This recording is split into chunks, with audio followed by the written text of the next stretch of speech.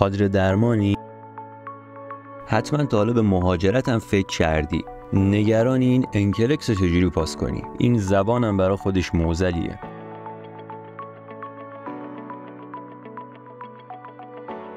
سلام همگی، این منم، اسمم سهیله و کارشناس پرستاریم. اینجام مدپاد تاکسه. اگه کادر درمان باشید و قصد مهاجرت هم داشته باشید، احتمالاً باید امتحان انکلکس رو پاس بکنید که کتاب ساندرز هم یکی از اصلی ترین منابع این امتحانه.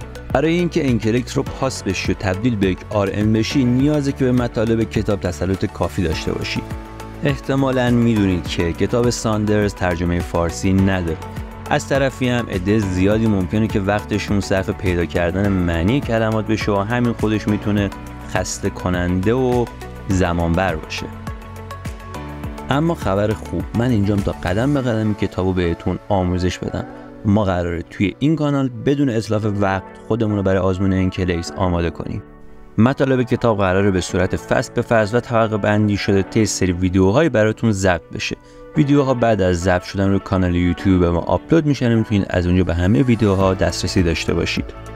آخرین ادیشن ساندرز هم به صورت کامل و PDF شده روی کانال تلگرام ما براتون آپلود شده و میتونید از اونجا بهش دسترسی داشته باشید. از طرف دیگه برای راحتی کار شما قسمتی از کتاب که قرار تدریس بشه هم PDFش به صورت جداگونه آپلود میشه. مرسی که تا اینجا ویدیو با ما همراه بودید. لطفاً لایک، کامنت و سابسکرایب یادتون نره. زنگوله کانالم بزنید تا ویدیوهای آموزشیمون رو از دست ندید. حمایتتون برای ما خیلی با ارزشه. ما رو به دوستانتون معرفی بکنید.